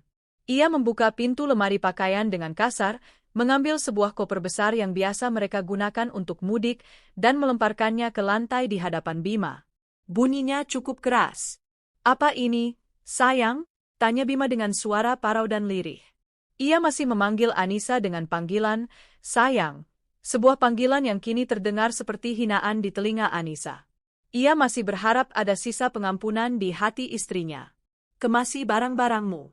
Semua barangmu, jangan ada yang tersisa satupun," jawab Anissa tanpa menoleh. Ia sibuk membuka laci-laci, mengeluarkan semua pakaian Bima dan melemparkannya ke lantai. Dan setelah itu, pergi dari rumah ini. Sekarang juga. Bima terperanjat. Kakinya terasa lemas. "Anissa, tolong, jangan begini. Aku salah, Nis, aku mengaku salah besar. Tapi tolong beri aku satu kesempatan terakhir. Aku janji akan berubah, aku akan cari kerja, aku akan jadi suami yang baik buat kamu," pintanya dengan putus asa. Ia maju dan mencoba meraih tangan Anissa. Anissa menarik tangannya dengan cepat seolah tersengat listrik. Ia akhirnya berbalik dan menatap Bima tepat di matanya. Tatapan yang belum pernah dilihat Bima sebelumnya selama 5 tahun pernikahan mereka. Bukan lagi tatapan cinta atau kekecewaan, melainkan tatapan yang dipenuhi oleh kebencian dan kejijikan yang mendalam. "Kesempatan? Kesempatan apa lagi yang pantas kamu dapatkan, Mas?" kata Anissa, suaranya terdengar dingin dan tajam. "Aku sudah memberimu segalanya. Aku bekerja keras untukmu, untuk rumah ini, untuk makanan yang kamu makan, saat kamu hanya bermalas-malasan di rumah tanpa melakukan apa-apa. Aku percaya padamu sepenuhnya. Dan apa balasanmu? Kamu membawa perempuan lain ke rumah kita. Ke kamar kita. Ke ranjangku. Kamu pikir aku ini apa? Sebuah mesin ATM yang tidak punya perasaan." Suara Anissa mulai bergetar, tapi bukan karena kesedihan. Itu adalah getaran amarah yang murni. Kamu bukan hanya mengkhianatiku, Bima. Kamu juga telah menghinaku, menginjak-injak harga diriku sebagai seorang istri. Kamu laki-laki pemalas, tidak tahu berterima kasih, dan tukang selingkuh. Tidak ada lagi tempat untukmu di sini, di hidupku, dan di rumahku. Anissa kemudian berjalan cepat ke arah meja rias, mengambil dompet Bima yang tergeletak di sana. Ia membuka dompet itu, mengeluarkan satu-satunya kartu ATM yang masih ada isinya. Tentu saja, isinya adalah gaji Anissa yang baru masuk kemarin, dan tanpa ragu, ia mematahkannya menjadi 2 bagian di depan mata Bima. Ini, katanya sambil melemparkan patahan kartu itu ke wajah Bima. Dan ini, lanjutnya sambil menyambar kunci mobil tua peninggalan orang tua Bima yang sudah jarang sekali dipakai, juga kusita. Anggap saja ini sebagai ganti rugi untuk semua uangku yang sudah kamu habiskan untuk mentraktir selingkuhanmu dan untuk membayar sewa rumah selama kamu tinggal di sini sebagai benalu. Bima terduduk lemas di lantai, tak berdaya. Ia telah kehilangan segalanya dalam 1 hari. Istrinya, harga dirinya, calon selingkuhannya, dan kini, semua akses keuangannya. Pergi, desis Anissa untuk terakhir kalinya. Pergi sekarang juga, sebelum aku kehilangan kendali dan memanggil Hansip lagi untuk menyeretmu keluar dari sini. Aku sudah muak melihat wajahmu. Dengan langkah lunglai dan bahu terkulai, Bima mulai memunguti pakaiannya dari lantai dan memasukkannya ke dalam koper dengan asal-asalan. Tak ada lagi yang bisa ia katakan. Ia tahu, pernikahannya telah sampai di titik akhir. Ia telah menghancurkannya dengan kebodohan dan tangannya sendiri. Beberapa saat kemudian, ia berjalan keluar dari rumah itu dengan sebuah koper di tangan, tanpa uang sepeser pun, tanpa tujuan yang jelas, dan dengan cap sebagai pezina yang akan melekat padanya selamanya. Anissa menatap kepergiannya dari balik jendela yang tertutup. Hatinya terasa kosong, namun di tengah kekosongan itu, ada sebersit rasa lega yang mulai tumbuh. Babak penderitaannya telah berakhir, dan babak penderitaan Bima baru saja dimulai. Pintu kayu itu tertutup rapat di belakang punggung Bima, dan suara kuncinya yang diputar oleh Anissa terdengar seperti sebuah titik final dalam sebuah babak kehidupan yang menyakitkan. Keheningan yang pekat langsung menyelimuti seisi rumah. Namun, ini adalah keheningan yang berbeda dari keheningan canggung beberapa saat yang lalu. Ini adalah keheningan yang damai. Untuk pertama kalinya dalam beberapa minggu terakhir, Anissa merasa bisa bernapas dengan lega, mengisi paru-parunya dengan udara yang terasa lebih bersih, seolah-olah semua racun pengkhianatan, kebohongan, dan energi negatif telah ikut pergi bersama Bima. Anissa tidak langsung beristirahat. Didorong oleh sebuah energi baru, ia berjalan perlahan dari satu ruangan ke ruangan lain. Matanya menatap setiap sudut rumah yang ia bangun dan rawat dengan keringat dan air matanya. Rumah ini adalah saksi bisu perjalanannya, dari seorang istri yang naif dan penuh cinta, menjadi seorang wanita yang dikhianati, dan kini, menjadi seorang penyintas. Ia berhenti di depan kamar tidurnya, tempat di mana aib itu terjadi. Tanpa ragu sedikit pun, ia masuk ke dalam, menarik paksa sprei, selimut, dan semua sarung bantal dari atas kasur. Semuanya ia gulung dan masukkan ke dalam sebuah kantong sampah hitam yang besar. Ia tidak sudi lagi tidur di atas kain yang telah dinodai oleh perbuatan mereka. Besok, ia akan membeli yang baru, dengan warna dan motif yang ia sukai, memulai segalanya dari awal. Kasur itu pun ia balik, seolah membalik sebuah halaman kelam dalam hidupnya. Setelah itu, ia membuka semua jendela di setiap ruangan, membiarkan angin sore yang sejuk masuk dan mengalir bebas, membawa pergi sisa-sisa aroma parfum Zahra yang mungkin masih tertinggal di sudut-sudut ruangan, dan yang lebih penting, mengusir hawa pengap dari kebohongan. Rumah itu kini terasa lebih luas, lebih lapang, lebih terang. Rumah itu kini sepenuhnya menjadi miliknya, hanya untuknya sendiri. Tentu, ada rasa sakit yang masih tersisa. Hatinya hancur berkeping-keping. 5 tahun pernikahan bukanlah waktu yang singkat. Ada begitu banyak kenangan manis yang pernah mereka rajut bersama di awal-awal pernikahan mereka, sebelum Bima kehilangan pekerjaan dan berubah menjadi seorang pemalas yang pahit sebelum pengkhianatan itu terjadi. Ada setitik rasa ngilu di ulu hatinya, sebuah pertanyaan lirih tentang mengapa semuanya harus berakhir dengan cara yang begitu tragis dan memalukan. Namun, perasaan melankolis itu tak pernah bertahan lama. Ia akan segera teringat pada wajah memelas Bima yang penuh kebohongan, pada helai rambut hitam di bantalnya, pada pemandangan menjijikkan di kamarnya. Rasa ngilu itu akan dengan cepat berganti dengan perasaan lega dan pembebasan. Ia merasa seperti baru saja melepaskan sebuah beban seberat 1 ton dari pundaknya, sebuah benalu yang selama ini mengisap kebahagiaan dan energinya. Anissa membuat secangkir teh melati hangat untuk dirinya sendiri, bukan teh jahe manis seperti yang biasa Bima buat, dan duduk di kursi rotan di teras depan. Ia menatap senja yang mulai turun, melukis langit dengan warna jingga dan ungu yang indah. Ia mendengar desas-desus dari obrolan tetangga yang lewat bahwa Zahra benar-benar telah pergi dari kampung subuh tadi, diantar oleh ibunya ke pelabuhan untuk menyeberang ke rumah kerabat mereka di luar pulau. Mungkin untuk selamanya. Pak Ustadz Bahrudin pun kini mengurung diri di rumah, bahkan tidak menjadi imam salat maghrib di masjid, sebuah hal yang tak pernah terjadi sebelumnya. Ia sedang menanggung malu yang teramat dalam. Dan Bima? Anissa tidak tahu, dan ia memutuskan untuk tidak mau tahu. Ia membayangkan Bima kini mungkin sedang berkeliaran di jalanan, berjalan tanpa arah dengan kopernya, tanpa uang sepeser pun, tanpa tempat tinggal.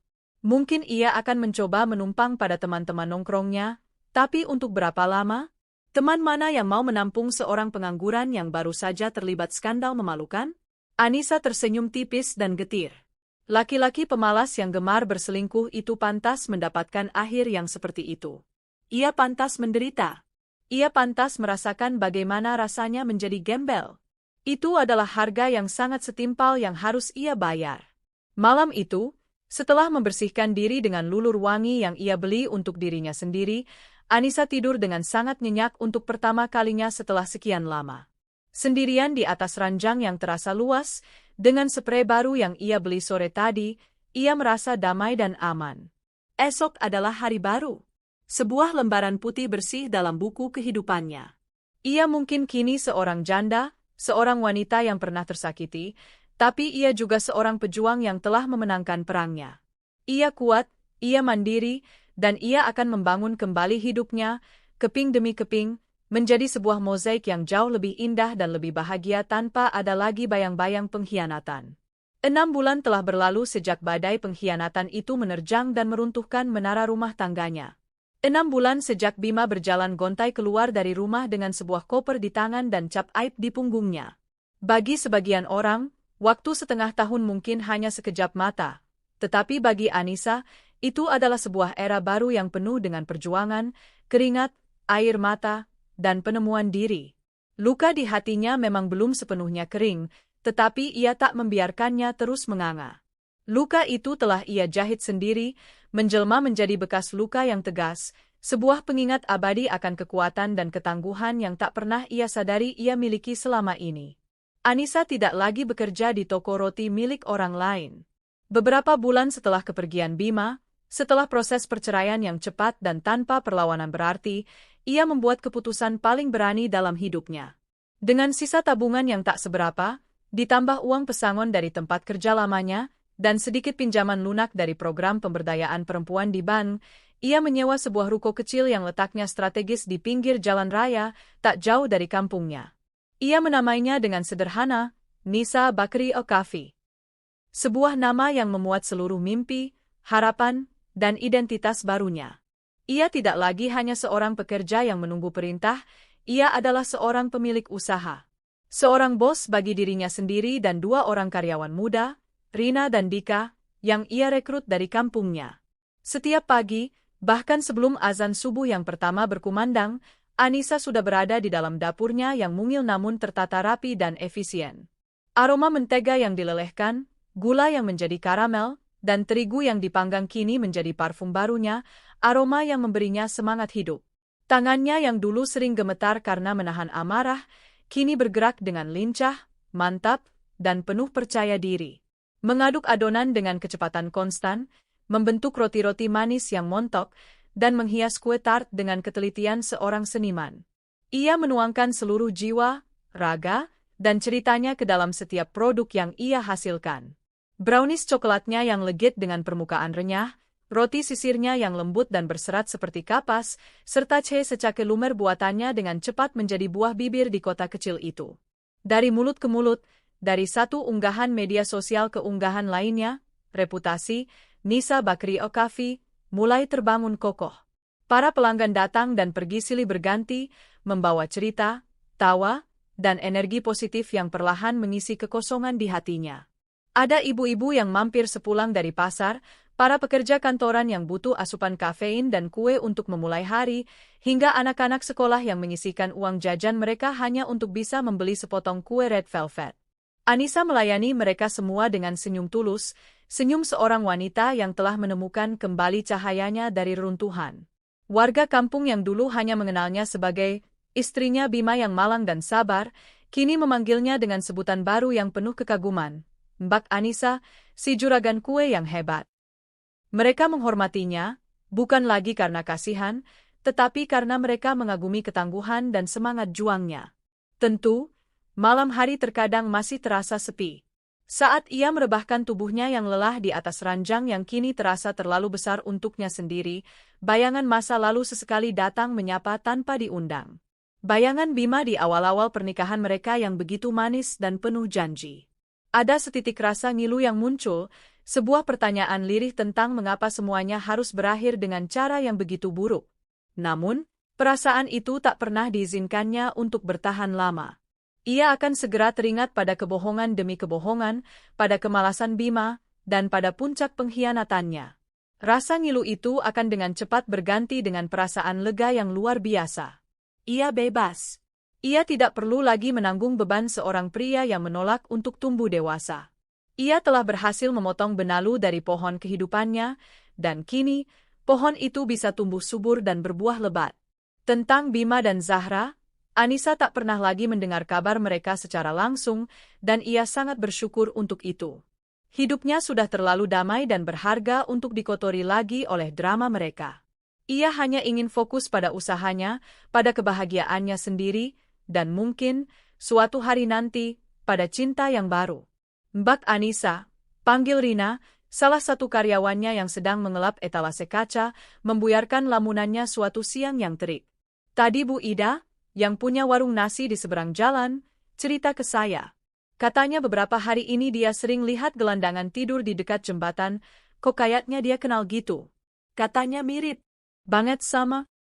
Rina tidak melanjutkan kalimatnya, ia menggigit bibir, merasa tidak enak hati telah mengungkit masa lalu bosnya. Anissa hanya tersenyum tipis, sebuah senyum yang tak bisa diartikan.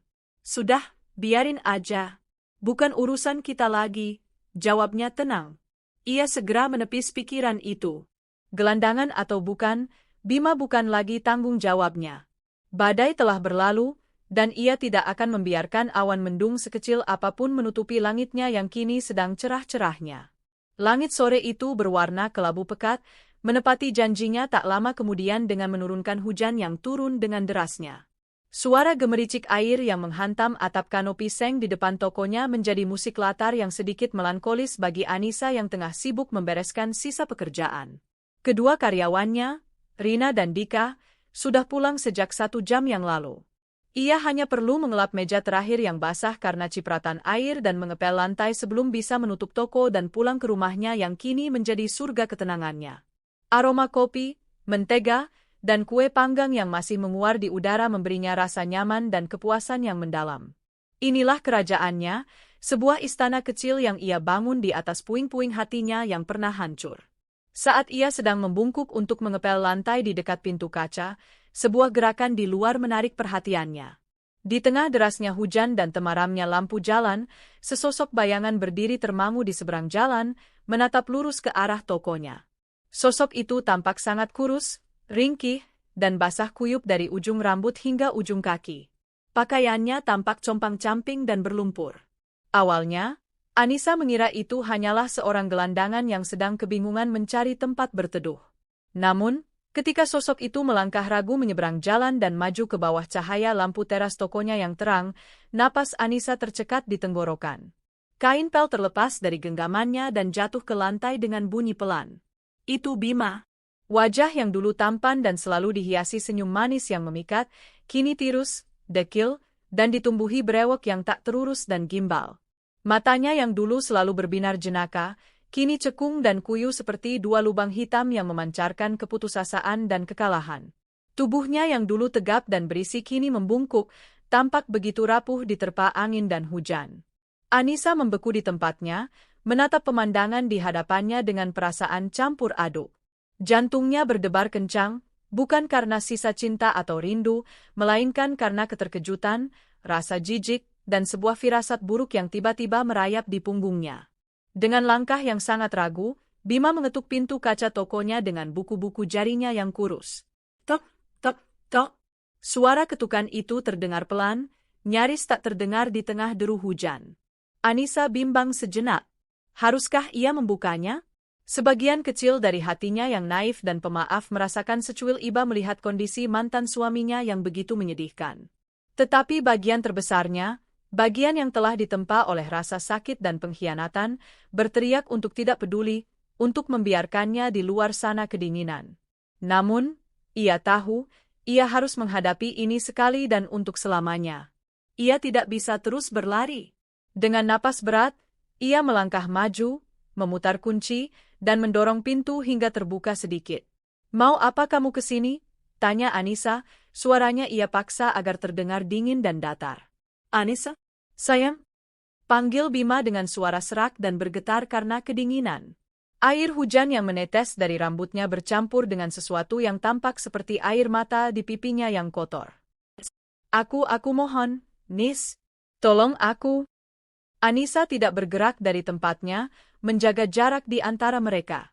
"Tolong apa?" "Beri aku makan, Nis. Sepotong roti saja. Aku belum makan dari kemarin. Atau beri aku sedikit uang. Aku kedinginan sekali. Aku sudah tidak punya apa-apa lagi, tidak punya siapa-siapa lagi." Pintanya, tatapannya begitu memelas, sebuah tatapan yang dulu selalu berhasil meluluhkan hati Anissa. Ia mencoba meraih tangan Anissa, namun Anissa dengan cepat menarik tangannya seolah akan tersentuh api. "Kemana perempuanmu itu? Si Zahra? Kenapa tidak minta tolong padanya?" sindir Anissa tajam, kata-katanya setajam silet. Wajah Bima berubah getir mendengar nama itu. "Zahra sudah lama pergi, Nis. Keluarganya mengirimnya keluar pulau. Aku sendirian. Aku sudah merasakan hukumanku, percayalah. Aku tidur di emperan toko, di bawah jembatan, makan dari sisa-sisa makanan orang. Aku sudah sadar, aku salah besar. Aku minta maaf," katanya, mencoba memainkan kartu penyesalan. Ia bahkan mulai mencoba mengungkit masa lalu mereka. "Ingat tidak, Nis? Dulu kita sering..." "Cukup," potong Anissa, suaranya kini meninggi, tak tahan lagi mendengar sandiwaranya. Rasa iba yang tadi sempat muncul kini lenyap tak berbekas, digantikan oleh amarah dingin yang membekukan. "Jangan pernah sebut-sebut masa lalu dengan mulut kotormu itu. Kamu sendiri yang sudah menghancurkannya, mengubahnya menjadi kenangan yang menjijikkan. Penderitaanmu sekarang? Itu bukan hukumanku, Bima. Itu adalah hasil dari pilihanmu sendiri. Hasil dari kemalasanmu. Hasil dari kesombonganmu. Dan hasil dari pengkhianatanmu. Jadi nikmati saja buah yang sudah kamu tanam." Wajah memelas Bima perlahan berubah. Keputusasaan di matanya kini menguap, berganti dengan kilat amarah yang familiar, kilat yang sering Anissa lihat setiap kali keinginan Bima tidak dituruti. "Kamu tega sekali, Anissa. Tega kamu. Kamu lihat aku menderita begini, kamu malah menghina. Kamu sudah sukses sekarang, punya toko besar. Sedangkan aku, suamimu, menderita di jalanan. Seharusnya kamu menolongku. Itu kewajibanmu." Anissa tertawa sinis, sebuah tawa yang terdengar mengerikan. "Suami? Kamu bukan lagi suamiku sejak hari kamu membawa perempuan itu ke ranjangku. Surat cerai kita sudah sah. Dan tokoku ini, tidak ada setetes pun keringatmu di sini. Ini murni hasil kerja kerasku sendiri setelah kamu tinggalkan aku tanpa apa-apa." "Kamu salah," bentak Bima, nadanya kini berubah menjadi mengancam. "Menurut hukum, setengah dari semua yang kamu punya sekarang itu seharusnya menjadi milikku. Ini semua harta Gonogini. Kalau kamu tidak mau memberikannya baik-baik, aku bisa menuntutmu ke pengadilan." Anissa menatapnya tak percaya, lalu menggelengkan kepala perlahan. Betapa tidak tahu malunya laki-laki ini. Pergi, desisnya dengan penekanan di setiap suku kata. Pergi dari sini sebelum aku panggil polisi dan menuduhmu melakukan perampokan. Bima maju selangkah, tatapannya kini penuh dengan kebencian. Ini belum selesai, Anissa. Kamu pikir kamu bisa menyingkirkanku begitu saja setelah semua yang aku lalui? Kamu akan menyesal telah bersikap seperti ini padaku. Aku akan mengambil apa yang menjadi hakku. Setelah melontarkan ancaman itu, Bima berbalik dengan kasar dan menghilang ditelan derasnya hujan malam itu, meninggalkan Anissa yang berdiri mematung di ambang pintu tokonya. Jantungnya masih berdebar kencang, namun bukan lagi karena keterkejutan. Rasa damai yang telah susah payah ia bangun selama 6 bulan terakhir kini retak. Ia tahu, bayangan dari masa lalunya itu telah kembali, bukan untuk meminta maaf, tetapi untuk menuntut. Genderang perang yang baru saja ditabuh. Hujan di luar masih turun dengan deras, tetapi badai di dalam hati Anissa baru saja dimulai kembali. Setelah Bima menghilang ke dalam kegelapan malam, Anissa buru-buru menutup dan mengunci pintu tokonya. Tangannya gemetar hebat saat memutar anak kunci, dan ia harus mencobanya beberapa kali hingga berhasil. Ia menyandarkan punggungnya ke pintu kaca yang dingin, napasnya terengah-engah seolah baru saja berlari maraton. Keheningan di dalam toko kini terasa mencekam, bukan lagi menenangkan. Setiap sudut yang gelap tampak menyimpan ancaman. Kedamaian yang telah ia bangun dengan susah payah selama 6 bulan terakhir terasa begitu rapuh, seperti sebuah istana pasir yang kini diancam oleh gelombang pasang. Ancaman Bima, terutama kalimat, harta gonogini, terus bergema di kepalanya. Setengah dari semua yang kamu punya itu seharusnya milikku. Kalimat itu menusuknya lebih tajam daripada kata-kata hinaan manapun. Toko ini, Nisa Bakri Okafi, adalah darah, keringat, dan air matanya. Ini adalah bukti kebangkitannya, simbol kemandiriannya. Membayangkan harus membaginya dengan pria yang telah menghancurkannya adalah sebuah pemikiran yang tak tertahankan.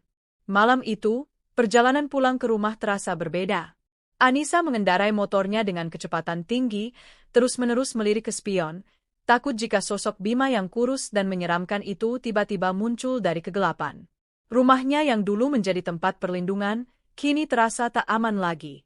Begitu masuk, ia langsung mengunci pintu dan semua jendela, bahkan memasang palang tambahan di pintu belakang. Malam itu ia tidak bisa tidur sama sekali. Ia berbaring di tempat tidurnya yang luas, matanya terbuka lebar menatap langit-langit. Pikirannya dipenuhi oleh pertanyaan-pertanyaan hukum yang tak ia mengerti. Apakah Bima benar? Mungkinkah secara hukum Bima benar-benar bisa menuntut setengah dari hasil usahanya? Toko ini memang ia bangun setelah mereka berpisah, tetapi surat cerai resmi baru keluar sekitar 3 bulan yang lalu. Apakah periode antara perpisahan mereka dan perceraian resmi itu memberinya hak? Anissa merasa bodoh dan naif. Ia tidak tahu apa-apa tentang hukum. Ia merasa ketakutan jenis baru merayap di hatinya. Ini bukan lagi ketakutan seorang istri yang dikhianati, melainkan ketakutan seorang pengusaha yang seluruh kerja kerasnya terancam akan dirampas. Keesokan paginya, Anissa datang ke toko dengan mata panda dan wajah kuyu. Ia berusaha keras untuk tersenyum dan bersikap normal di depan Rina dan Dika, kedua karyawannya. Namun, mereka bukanlah orang bodoh. Mereka bisa melihat dengan jelas bahwa ada sesuatu yang salah. Bos mereka yang biasanya ceria dan penuh semangat, hari ini lebih banyak diam dan sering melamun. Mbak Anissa sakit, tanya Rina hati-hati saat mereka sedang menyiapkan adonan di pagi hari. Anissa hanya menggeleng dan memaksakan senyum. Kurang tidur saja, Rin. Semalam banyak pikiran. Tetapi Anissa tahu, ia tidak bisa terus-menerus seperti ini. Ia tidak bisa membiarkan ketakutan melumpuhkannya. Ia telah berjuang terlalu keras untuk sampai di titik ini, dan ia tidak akan menyerah begitu saja. Ia tidak akan membiarkan Bima menghancurkannya untuk kedua kalinya. Jika dulu ia melawan dengan amarah dan emosi, kini ia harus melawannya dengan cara yang berbeda. Ia harus cerdas.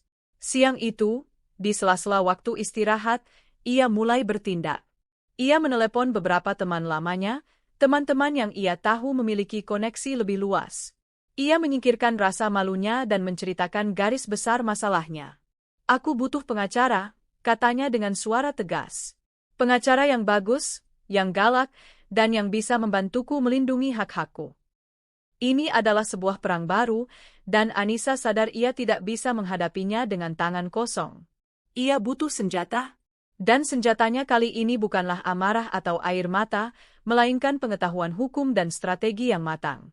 Gema ancaman Bima tidak membuatnya ciut, sebaliknya, itu justru membangkitkan sisi lain dari dirinya yang belum pernah ia kenal, seorang petarung yang dingin dan penuh perhitungan. Bima tidak menghilang seperti yang diharapkan Anissa.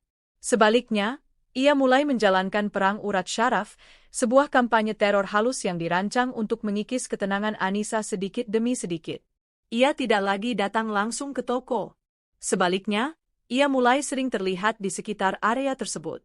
Kadang-kadang ia hanya duduk berjam-jam di bangku taman seberang jalan, tatapan matanya yang kosong dan penuh kebencian lurus mengarah ke pintu Nisa Bakery Cafe. Penampilannya yang semakin hari semakin kotor dan tidak terurus membuatnya menjadi pemandangan yang meresahkan bagi para pelanggan. Tak hanya itu, ia mulai menjalankan taktik yang lebih licik.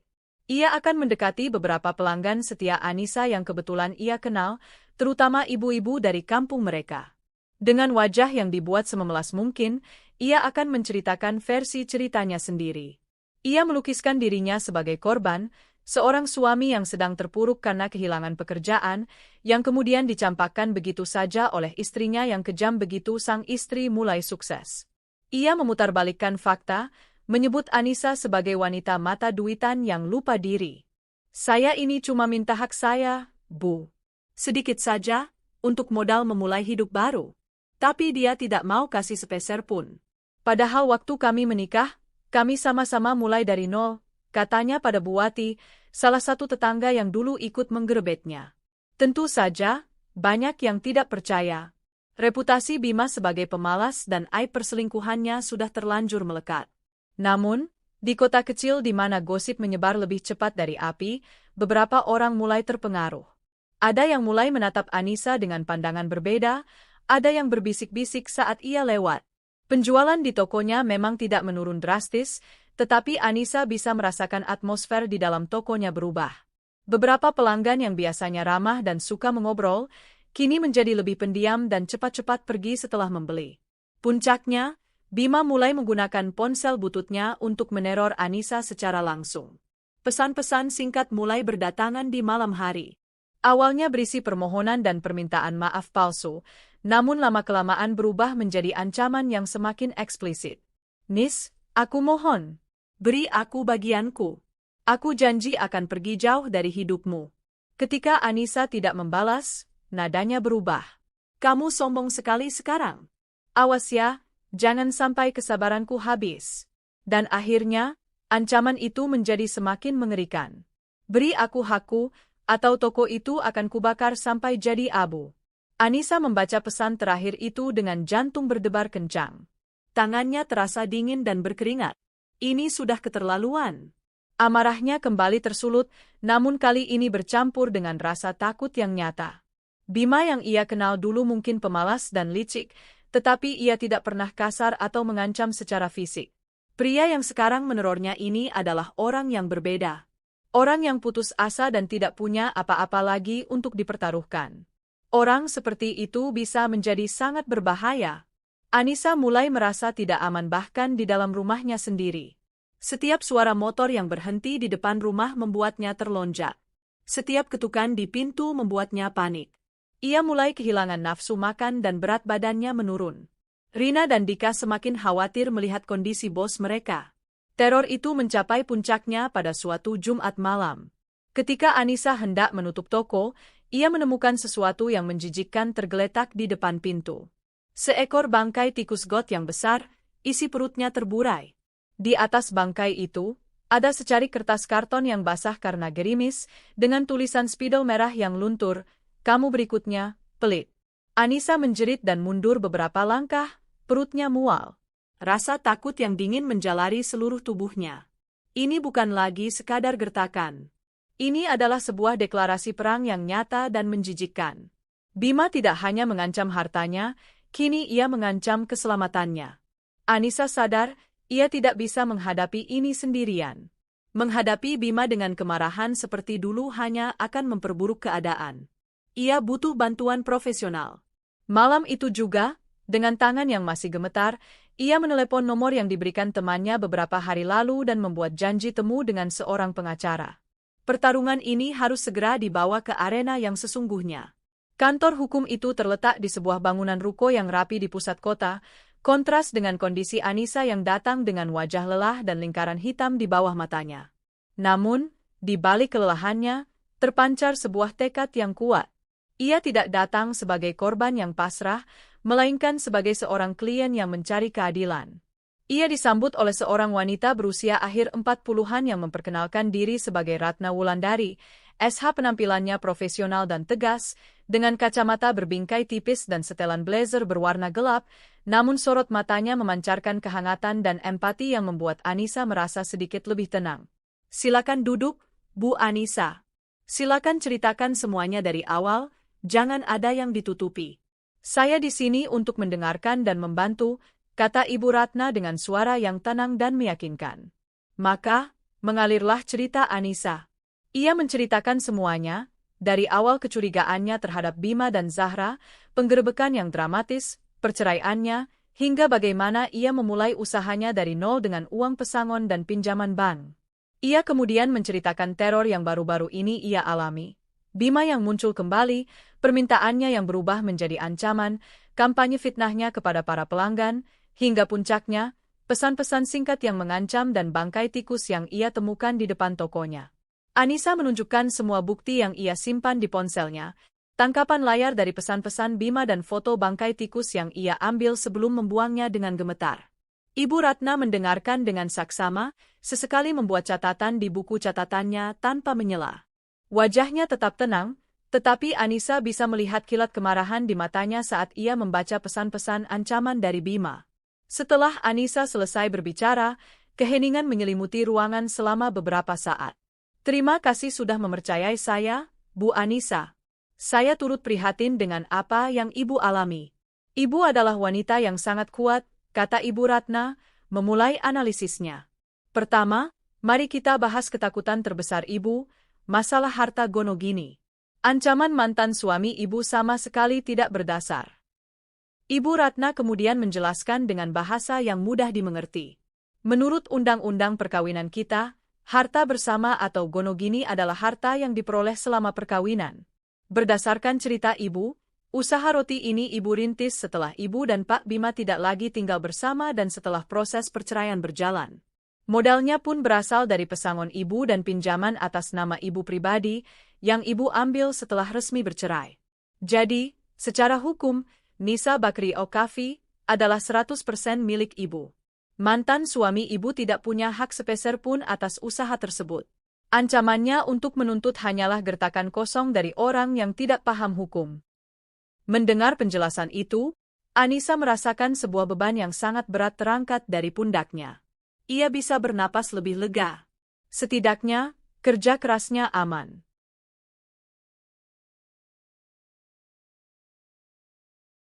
Sekarang, mari kita bahas masalah yang lebih mendesak, lanjut Ibu Ratna.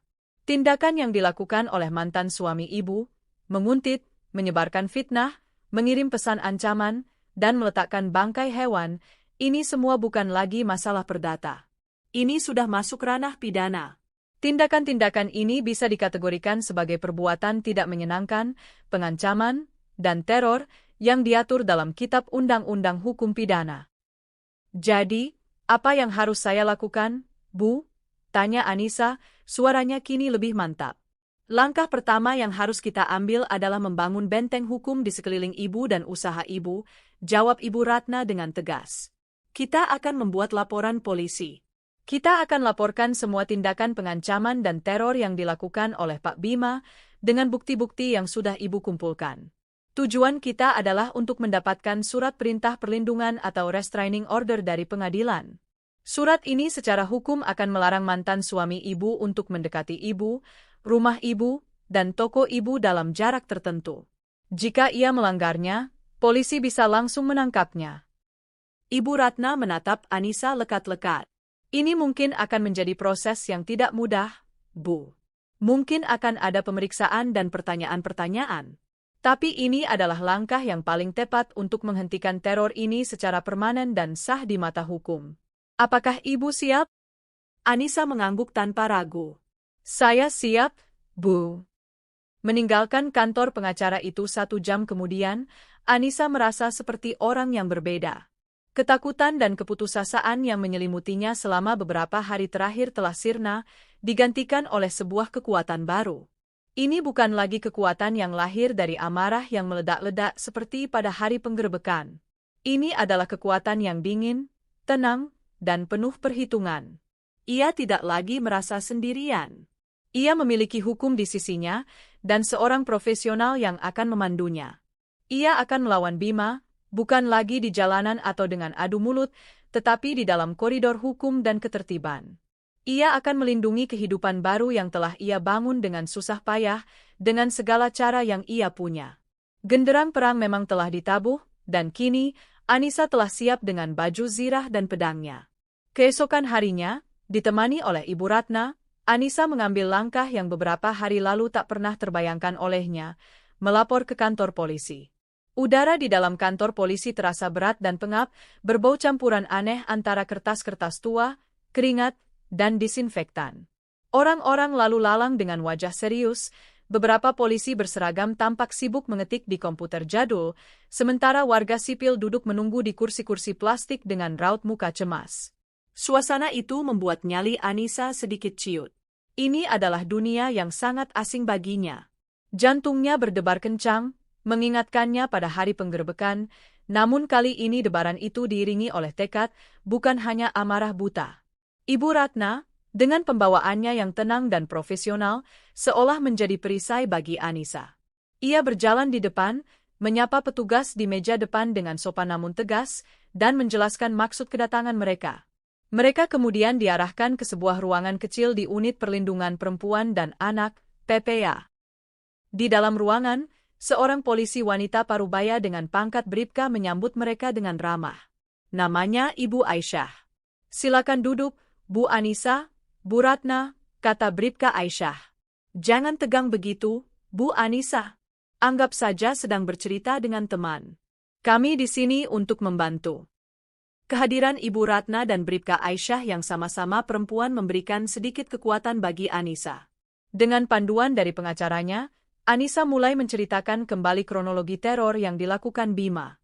Ia berbicara dengan suara yang awalnya sedikit bergetar, namun semakin lama semakin mantap. Ia menjelaskan setiap detail. Bagaimana Bima menguntitnya di depan toko, bagaimana ia menyebarkan fitnah, dan puncaknya, pesan-pesan ancaman dan bangkai tikus itu. Ibu Ratna kemudian menyerahkan sebuah map berisi bukti-bukti yang telah mereka siapkan. Cetakan tangkapan layar percakapan WhatsApp yang berisi ancaman, foto bangkai tikus di depan tokonya, dan daftar nama beberapa saksi, termasuk Rina, Dika, dan beberapa pelanggan, yang bisa mengkonfirmasi perilaku menguntit Bima. Bribka Aisyah memeriksa semua bukti itu dengan teliti. Wajahnya yang tadi ramah kini berubah menjadi serius. Ini bukti yang sangat kuat, Bu, katanya sambil menatap Anissa. Ancaman pembakaran seperti ini tidak bisa dianggap remeh. Mantan suami Ibu sudah melewati batas.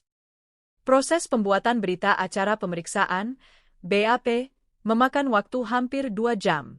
Anissa harus menjawab serangkaian pertanyaan detail tentang hubungannya dengan Bima, kronologi perpisahan mereka, dan setiap insiden teror yang terjadi. Meski melelahkan dan mengorek luka lama, Anissa menjawab semuanya dengan jujur dan setenang yang ia bisa. Ibu Ratna selalu berada di sisinya, sesekali membantu mengklarifikasi poin-poin hukum dan memastikan semua keterangan Anissa tercatat dengan akurat. Saat BAP selesai dan ditandatangani, Anissa merasa seolah sebuah babak baru telah dimulai. Ini adalah langkah pertamanya untuk merebut kembali kendali atas hidupnya. Ini bukan lagi sekadar urusan pribadi antara dia dan Bima. Kini, negara, melalui aparat kepolisian, telah terlibat. Langkah selanjutnya, kami akan memanggil mantan suami Ibu untuk dimintai keterangan berdasarkan laporan ini, jelas bribka Aisyah. Sementara itu, kami menyarankan Ibu untuk selalu waspada. Simpan nomor telepon darurat kantor polisi di ponsel Ibu. Jika ada tindakan mencurigakan sekecil apapun dari beliau, jangan ragu untuk langsung hubungi kami. Meninggalkan kantor polisi sore itu, Anissa merasakan campuran antara kelegaan dan kegelisahan. Lega karena ia akhirnya berani mengambil tindakan nyata. Gelisah karena ia tidak tahu bagaimana reaksi Bima saat menerima panggilan dari polisi. Apakah ia akan semakin marah dan nekat? Atau justru akan takut dan berhenti? Apapun itu, Anissa tahu ia tidak lagi sendirian dalam pertarungan ini. Langkah pertamanya di lantai dingin kantor polisi itu adalah sebuah pernyataan, ia tidak akan lagi menjadi korban. Ia adalah seorang pejuang. Beberapa hari setelah laporan dibuat, kehidupan Anissa berjalan dalam kewaspadaan tingkat tinggi. Ia mengubah rutinitasnya. Dika, karyawan laki-lakinya, kini selalu diminta untuk menemaninya hingga ia menutup toko dan memastikan Anissa sudah aman di atas motornya sebelum ia sendiri pulang. Rina bertugas mengawasi sekitar toko lewat jendela saat jam-jam sepi. Anehnya, setelah laporan polisi dibuat, Bima seolah lenyap di telan bumi. Sosoknya tidak lagi terlihat di bangku taman seberang jalan. Teror lewat pesan singkat pun berhenti total. Keheningan ini, di satu sisi, melegakan. Namun di sisi lain, terasa aneh dan mencurigakan, seperti ketenangan sebelum badai yang lebih besar datang. Sementara itu, di sebuah sudut kota yang kumuh, Bima menerima surat yang akan mengubah jalan hidupnya. Surat panggilan resmi dari kepolisian itu diantarkan oleh petugas pos ke sebuah warung kopi tempat ia biasa menumpang tidur di malam hari. Awalnya, ia menerima amplop coklat itu dengan kebingungan. Siapa yang akan mengiriminya surat? Ia membukanya dengan tangan kotor. Matanya yang sayu melebar saat membaca kop surat di bagian atas, Kepolisian Negara Republik Indonesia. Jantungnya berdebar kencang. Ia membaca isi surat itu dengan cepat, kata demi kata melompat di depan matanya. Menindaklanjuti laporan dari saudari Anissa dugaan tindak pidana pengancaman, dimohon kehadiran saudara Bima untuk memberikan keterangan. Reaksi pertamanya adalah kemarahan yang meluap-luap. Berani-beraninya perempuan itu, desisnya pada dirinya sendiri. Ia meremas surat itu hingga menjadi bola kertas yang kusut. Jadi, Anissa tidak main-main. Ancamannya untuk lapor polisi ternyata bukan gertakan sambal. Rasa marah itu kemudian bercampur dengan perasaan lain, ketakutan. Selama ini, ia hanya berpikir tentang hak dan uang. Ia tidak pernah benar-benar berpikir bahwa perbuatannya bisa membawanya berurusan dengan hukum dan penjara. Ia hanyalah seorang pengangguran yang mencoba memeras mantan istrinya, bukan seorang kriminal. Setidaknya, itulah yang ia pikirkan. Kepanikan mulai menjalari dirinya. Apa yang harus ia lakukan? Haruskah ia datang? Jika ia datang, apa yang akan ia katakan? Jika ia tidak datang, polisi pasti akan mencarinya. Ia tidak punya tempat untuk bersembunyi. Malam itu, untuk pertama kalinya, Bima benar-benar merasa terpojok. Ia tidak bisa tidur, pikirannya dipenuhi skenario-skenario terburuk. Bayangan borgol dan sel penjara yang dingin menghantuinya. Di sisi lain, seminggu setelah laporan polisi dibuat, sebuah surat lain tiba di toko Anissa. Kali ini dari pengadilan negeri. Ibu Ratna, pengacaranya, telah bergerak cepat mengajukan permohonan perintah perlindungan. Surat itu adalah panggilan untuk sidang pertama. Anissa membaca jadwal sidang dengan tangan gemetar. Ini berarti, ia harus kembali bertemu Bima. Bertatap muka secara langsung di sebuah ruang pengadilan. Ini adalah prosedur standar, Bu Anissa, jelas Ibu Ratna lewat telepon malam itu, menenangkan kegelisahan kliennya. Hakim perlu mendengar keterangan dari kedua belah pihak sebelum mengeluarkan perintah. Jangan khawatir, saya akan mendampingi Ibu. Yang perlu Ibu lakukan hanyalah tetap tenang dan ceritakan kembali semua yang sudah Ibu sampaikan kepada polisi. Biarkan bukti yang berbicara. Anissa menarik napas dalam-dalam. Ia tahu Ibu Ratna benar. Ini adalah bagian dari proses yang harus ia lalui. Perasaan cemas itu ada, tetapi tekadnya jauh lebih besar. Ia sudah melangkah terlalu jauh untuk mundur sekarang. Surat dari pengadilan itu bukanlah sebuah ancaman baginya, melainkan sebuah gerbang menuju kebebasan dan keamanan yang sesungguhnya. Pertarungan akan segera dimulai di medan yang semestinya, dan Anissa, dengan benteng hukum yang mulai dibangun di sekelilingnya, siap untuk menghadapinya. Ruang sidang itu tidak sebesar yang Anissa bayangkan di film-film. Ruangan itu terasa dingin, formal, dan mengintimidasi, dengan dinding bercat putih gading dan perabotan kayu tua berwarna gelap. Anissa duduk tegap di kursinya, di samping pengacaranya, Ibu Ratna. Jantungnya berdebar kencang, tangannya yang dingin saling bertaut di pangkuannya. Ia mengenakan blus batik terbaiknya, sebuah upaya kecil untuk memberinya kepercayaan diri. Di seberang ruangan, di kursi tergugat, duduklah Bima. Penampilan Bima sedikit lebih baik dari terakhir kali Anissa melihatnya. Rambutnya disisir rapi meski masih terlalu panjang, dan ia mengenakan kemeja lusuh yang sepertinya sudah lama tidak disetrika. Namun, wajahnya tetap tirus dan matanya memancarkan kegelisahan. Ia tidak didampingi pengacara. Ia datang sendirian, sebuah fakta yang menunjukkan kesombongan sekaligus keputusasaannya. Hakim ketua, seorang pria parubaya berkacamata tebal dengan wajah tanpa ekspresi, membuka sidang. Suaranya berat dan berwibawa, memenuhi keheningan ruangan. Setelah membacakan gugatan yang diajukan oleh pihak Anissa, hakim memberikan kesempatan pertama kepada Bima untuk berbicara. Bima berdiri dengan canggung. Awalnya, ia mencoba memainkan kembali peran sebagai korban. Yang mulia hakim, mulainya dengan suara bergetar yang dibuat-buat. Saya tidak pernah meneror mantan istri saya. Saya hanya mencoba meminta hak saya sebagai mantan suami. Kami membangun semuanya dari nol bersama-sama. Saat saya sedang jatuh, dia malah meninggalkan saya dan sukses sendirian. Apakah itu adil, Yang Mulia? Ibu Ratna hanya tersenyum tipis mendengar pembelaan diri Bima. Saat gilirannya berbicara, ia berdiri dengan percaya diri.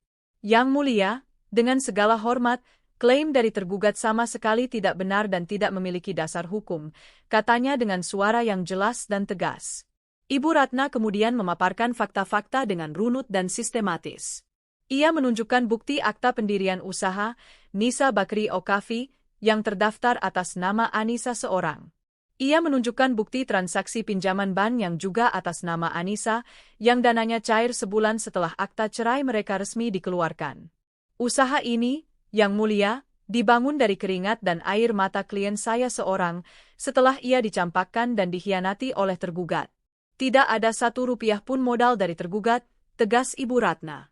Wajah Bima mulai pucat saat Ibu Ratna berbicara. Kepercayaan dirinya yang tadi coba ia bangun mulai runtuh. Kemudian, Ibu Ratna beralih ke pokok gugatan, teror dan pengancaman. Dan mengenai klaim bahwa tergugat tidak pernah melakukan teror, kami memiliki bukti yang berbicara sebaliknya. Satu persatu, bukti-bukti itu dikeluarkan. Cetakan pesan-pesan WhatsApp yang berisi ancaman, bakar toko, dan kata-kata kasar lainnya ditunjukkan kepada hakim.